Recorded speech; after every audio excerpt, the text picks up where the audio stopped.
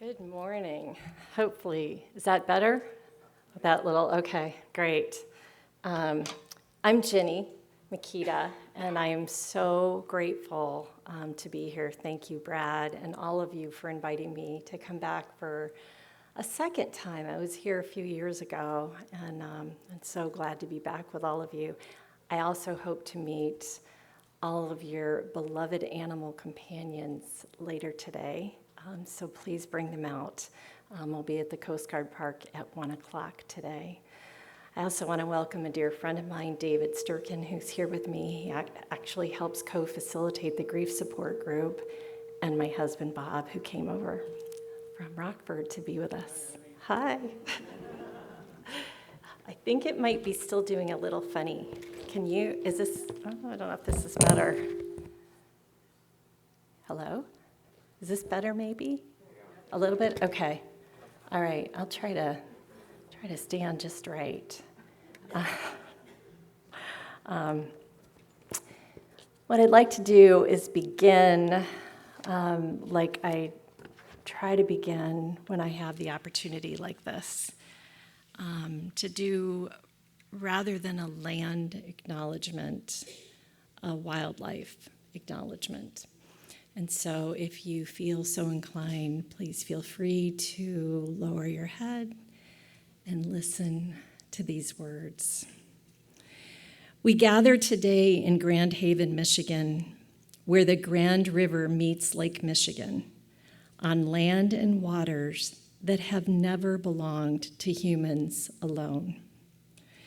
We acknowledge the many wildlives who make their homes here: the white-tailed deer and coyote, fox and raccoon, muskrat and mink, the bald eagle, osprey, great blue heron, sandhill crane, and countless migrating songbirds, the turtles, frogs, fish, insects, and other beings whose lives unfold around us, often beyond our notice. We especially remember those whose presence here has become precarious. Beneath the waters of the Grand River lives the small and extraordinary snuffbox mussel, a species listed as endangered both in Michigan and federally, whose survival depends upon clean, flowing waters and an intricate relationship with fish. And we honor the ancient lake sturgeon, a species that has inhabited these waters since long before human memory and is now listed as threatened in Michigan. Across our many faiths and spiritual traditions, may we recognize them not simply as wildlife that enhances our scenery or serves as resources for us. They are our neighbors. They share this watershed, this shoreline, this air, and this fragile home. May our acknowledgement become more than words. May it become attention, gratitude, protection, and a renewed commitment to love our neighbors, all of them. May it be so. Thank you. So the title of today's talk or teaching is The Other St. Francis and the Saints Who Find Us, What We Discover When We Set Out Seeking Something Else. So I guess I'd love to see a show of hands if there are any former Catholics, current Catholics with us, maybe a few. Oh, great, good. Okay, I figured there'd probably be a handful. For centuries, Catholics have chosen or sometimes felt chosen by a saint whose life, struggles, or particular gifts speak to them. A patron or companion saint can become a kind of spiritual traveling companion, someone whose story offers courage, wisdom, challenge, or simply the comfort of knowing that another soul once wrestled with questions much like ours. Some people choose the saint whose name they received at confirmation. Others are drawn to a saint connected with their work or their passions. And sometimes the relationship begins unexpectedly. A name keeps appearing, a story refuses to be forgotten, a saint seems to tap us on the shoulder again and again. Perhaps we do not always choose our saints. Perhaps now and then they choose us. I am not Catholic, and I have a checkered history with saints. In 1988, around this time of year, let me get you to this slide, I enrolled at Notre Dame Law School as a non-Catholic. Some of you may be familiar with Touchdown Jesus. If you're sitting in the stadium, you actually can see this from the stadium. I had looked for a law school to better prepare me to advocate for animals. There were no animal law programs at the time, and Notre Dame's social justice connection seemed the best fit. Shortly after school began, it became apparent the saints would be regularly interfering in my life. The law school had its own cafe, and on a seemingly regular basis, there would be a sign posted that it was closed in honor of some saint. I describe this period as my poo-pooing the saints era. It wasn't just that the student cafe was closed. As a non-Catholic, it was difficult to get my head around the myriad of saintly figures, including Mother Mary, who were revered seemingly as much as Jesus himself. Over the years, my heart softened. In 2009, the first year of Art Prize, I met a bronze sculptor, Mick Carlson, who channels St. Francis of Assisi. This is one of his works. He works in bronze, and this is one of it's a smaller version of a larger sculpture that he did. I was in seminary at the time, having come to the conclusion that a real change for animals would happen when hearts were transformed, not laws. Mick asked me if I'd consider doing a blessing of the animals near his entry, which was placed in a building lobby in the Waters Building in downtown Grand Rapids. We've done this together every year since that first year. And you can now find his works, the entire story of St. Francis, out at an outdoor St. Francis sculpture and prayer path in Grand Rapids at the Dominican Center. So each of his parts of his life is represented by a statue of this size, along with a bench and the story that goes with what was happening in Francis's life at that time. Though Francis was canonized within the Catholic tradition, his reverence for animals and vision for creation made him a beloved spiritual figure among Catholics as well as non-Catholics. And I know we talked about that at the pre-talk, especially this non-Catholic. Shortly after I started working with Mick, I bought a Mobius bracelet. You can't really see it from here, but it has a St. Francis prayer on it, and I wear it all the time. Francis invites us to widen the circle of kinship, to recognize brother sun, sister moon, and the animals with whom we share this planet, not as scenery or possessions, but as our relatives and neighbors in this sacred community of life. Several years ago, I read a book about the way of St. Francis. This is actually the book that I read. I had never heard of this. Many of you may be familiar with the Camino de Santiago, made popular by Martin Sheen's 2010 movie, The Way. The Via de Francesco, or Way of St. Francis, is a similar but less traveled pilgrimage through Tuscany and Umbria. Ancient footpaths, medieval trails, Roman roads, and Franciscan hideaways weave together in a journey inviting pilgrims to immerse themselves in the life and spirituality of St. Francis. In May of this year, I set out on a 2-week, 110-mile pilgrimage from Florence to Assisi. I spoke with Brad, and he mentioned that some of you had some pilgrimage opportunities, some of you out there, so you may know a little bit about what this is like.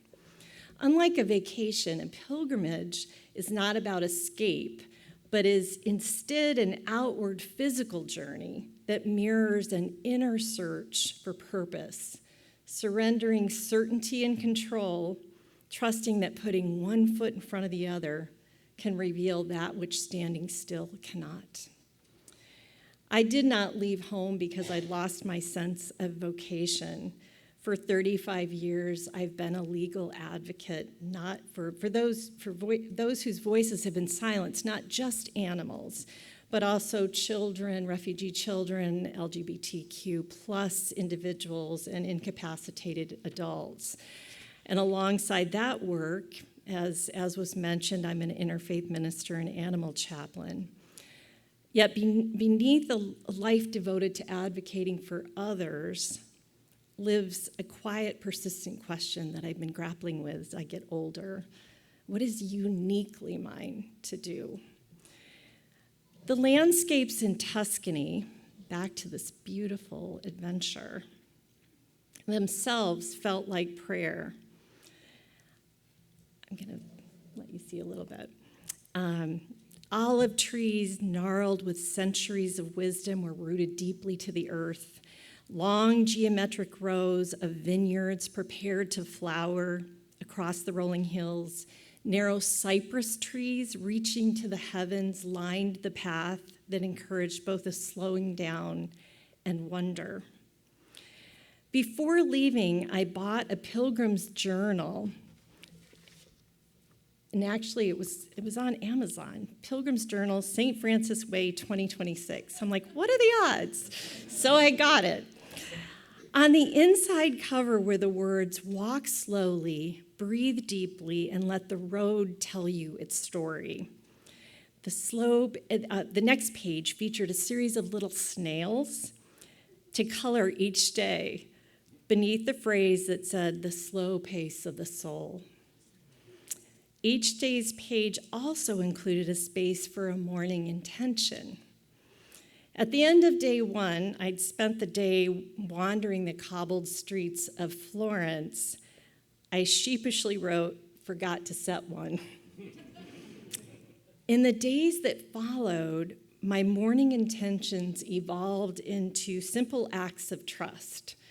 Trust my experience was exactly as it was meant to be. Let the universe guide me, I wrote one day. One day I wrote, "It's a universe day." Another was, "Universe coming in hot." Eventually, I stopped writing full sentences and just put "universe" in my morning intention line. Each morning, I pulled on my toe socks. If you haven't used these are the bomb. A miraculous invention against blisters. Laced up my tennis shoes that I would later wish had been hiking boots, and stepped onto paths worn smooth by centuries of pilgrims, including Giovanni di Pietro di Bernardone, the name Francis's mother gave him. His father had been away on business, textile business in France, came back and later insisted his son's name be changed to Francesco. In Italy, I learned people rarely say Saint Francis. They simply say Francesco. His presence is woven so deeply into Italian life that his name alone is enough, something I suspect he would have preferred. Francesco remains one of the most popular names in Italy today, so it was no surprise when our mountain guide with a theology degree introduced himself. Let me show you him. That's him on the left. "Sono Francesco, allora, andiamo." "I'm Francis, okay, let's go." In the coming days, the lyrical cadence of his voice, of all Italian voices, would soften the hardest climbs. Leaving the sacred forest of Laverna Monastery, where St. Francis retreated regularly during his life beneath steady rain, we walked past stone villages tucked among emerald hillsides as church bells echoed on the hour. The trail marked by yellow towels. Oops, let's go back. Sorry. Sorry. The yellow towel is this one right here. I've got one here it's on my earrings. It's here. And actually the tau is not a cross. It's the last letter of the alphabet. It's something that Francis adopted because it reminded him of his stole, which looks like that. He also thought that the robes that he wore looked like they could embrace you, and that's where that comes from.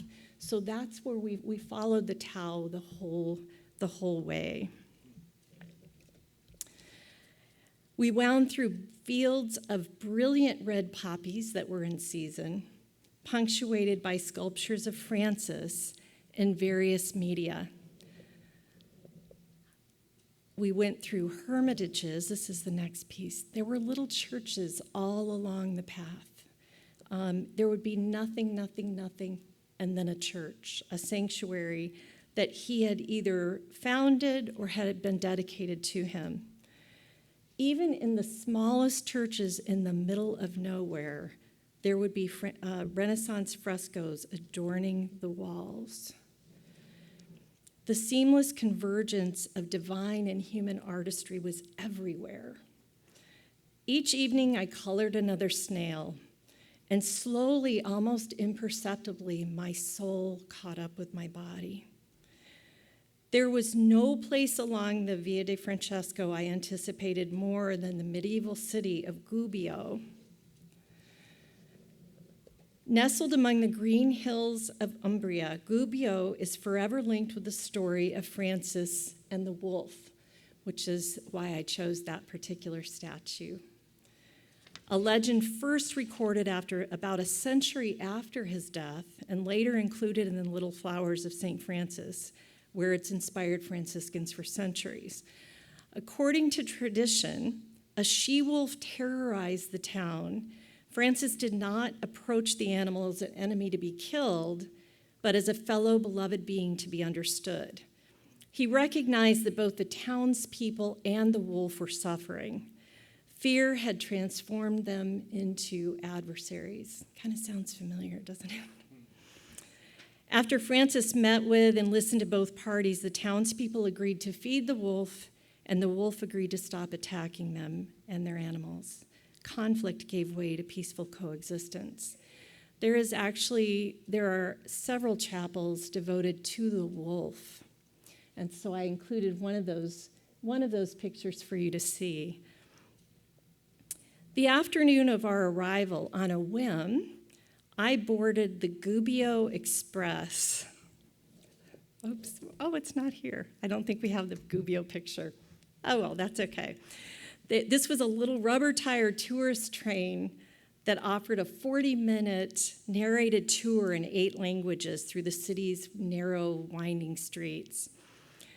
I had seen everyone getting off and bought a ticket to get on, and I got on, and I was the only person in this 3-car train for 40 minutes going through the streets of Gubbio. As we slowly rolled past cafes with lovers dining outside in the sunshine and children waving from sidewalks, it seemed only fitting to return their greetings. I started to do like a queen's wave. I was like, I don't know what else to do. Just beyond the beautifully preserved remains of a Roman theater that stands there today, the narrator began telling the story I had shared countless times during Blessings of the Animals. Only this time I was receiving this story of the wolf exactly where it happened. The narrator concluded, Francis brokered peace. The city of stone became the city of reconciliation. Among the most beautiful words in our spiritual vocabulary, reconciliation whispers that love can survive what once seemed impossible to mend. I was deeply moved by this city that embraced both the wolf and reconciliation as part of its identity. For a brief moment, although I didn't tell Bob this, I even imagined what it would be like to live there. Whether understood as history, allegory, or something in between, the story carries a profound spiritual truth. Much of my work in its own way, helping people meet and befriend their wolves, sometimes those wolves are grief, sometimes they're fear, guilt, loneliness, or the unbearable weight of making end-of-life decisions for our beloved animal companions. Sometimes they are the neglected, frightened, or misunderstood parts of ourselves. Ironically, Francis became a saint, was canonized just 2 years after he died in 1224, one of the fastest canonizations in Catholic history. A fast-track saint whose life was defined by slowing down, spending months each year withdrawn in caves and forests in contemplation. I suspect he would have preferred obscurity. His status as the patron saint of animals and the environment grew organically out of his well-documented reverence for nature, formally cemented over centuries of tradition, but not by papal decree. I believe he would have wanted it that way. At our final dinner in Assisi, I asked about Francis's diet. Our guide shared that there's no evidence Francis was a vegetarian. As a friar who depended entirely on begging, he had instructed his brothers to gratefully accept whatever food was offered, including meat.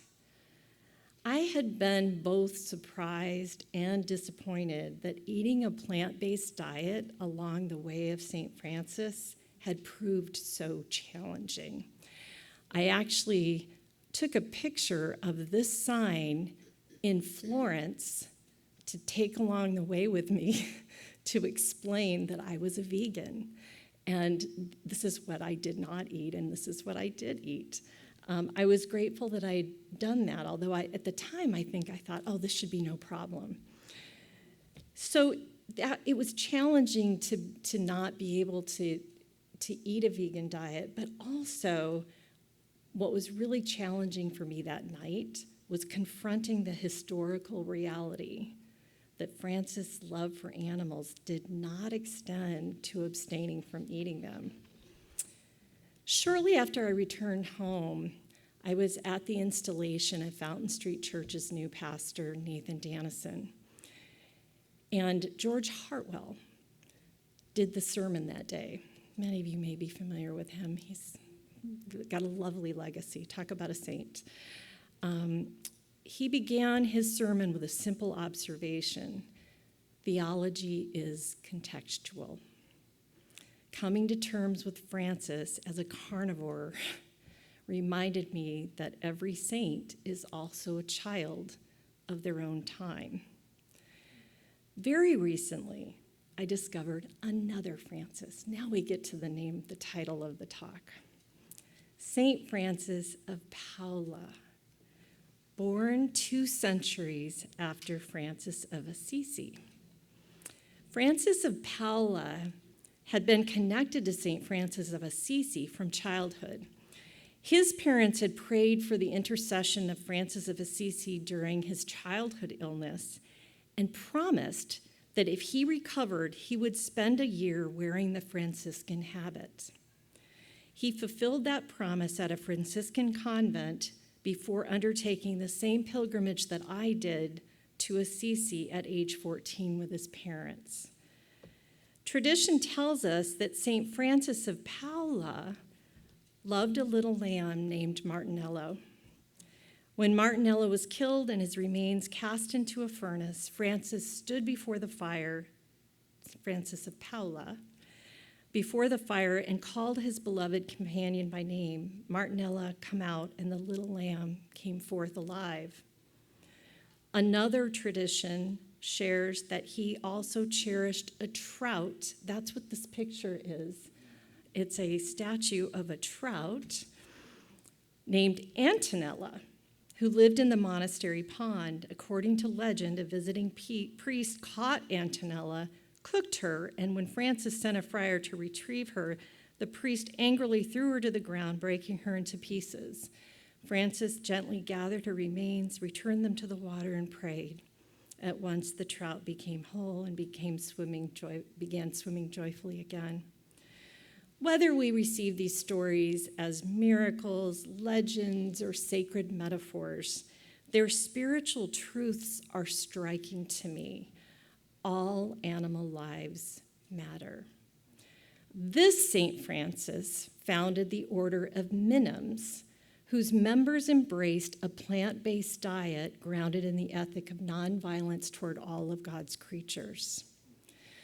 Original Franciscans take 3 vows. If you see a Franciscan brother, you'll see it. You'll see knots tied on their, just lost a name for it, but anyways, there's a fancy name, fancy Catholic name for this. But there'll be 3 knots if they've taken all 3 vows, which is poverty, chastity, and obedience. In fact, my towel, which Mick brought back from Assisi for me, has 3 knots in it, 3 that are representative of those vows. Minim brothers sport a 4th knot on their belts, and that is the commitment to what some of us would know as a Lenten diet or a plant-based diet. More than 500 years before the word vegan began, they were already living this ethic. And the order continues today. There is a monastery out in LA of Minims. And fun fact for you beer drinkers, I actually spent my first year of college in Munich. In 1634, the order founded the Munich brewery Paulaner. That's where Paulaner beer comes from. I like to believe St. Francis of Assisi, if he were alive today and witnessed the cruelty of factory farming, would have been appalled and chosen differently. But St. Francis of Paula, even then, invited us into a deeper truth well before the advent of factory farming. For him, the issue was not simply how animals were treated before they reached our plates. It was whether they belonged on our plates in the first place. My new St. Francis recognized the sacredness of every living being. He encouraged us to live in such a way that, in the words of my favorite Christmas carol, O Holy Night, every soul feels its worth. The Via de Francesco did not tell me exactly where I was going next. It instead reminded me to befriend what I perceive from my vantage point as uncertainty and trust the wisdom of the divine universe that has been guiding me all along. I went looking for St. Francis of Assisi, and somewhere along the way, I now have, and I don't know where that went, but I have a pendant now with St. Francis of Paula that I also wear. Would you pray with me? Holy One, source of life and love, may each of us find a saint for the journey, however we understand that word. Perhaps one whose name appears on a church calendar, whose story has been carried across centuries, perhaps an ancestor, a teacher, a friend, a poet, a prophet, a musician, a troublemaker, or a quiet soul whose goodness changed the world without the world ever knowing their name. Perhaps even a creature of another kind, one who taught us loyalty or tenderness, wonder or wildness, grief or unconditional love. Send us companions who unsettle us as well as comfort us, who ask more of us than we thought we could give, who widen the boundaries of compassion and help us recognize the sacred where we had not thought to look. May we find someone to hold on to when the path becomes uncertain, someone whose life whispers, keep going, there is another way to live. And may we become such companions for one another, living with such courage, kindness, and reverence that someone coming after us might find in our lives a little more light for their own journey.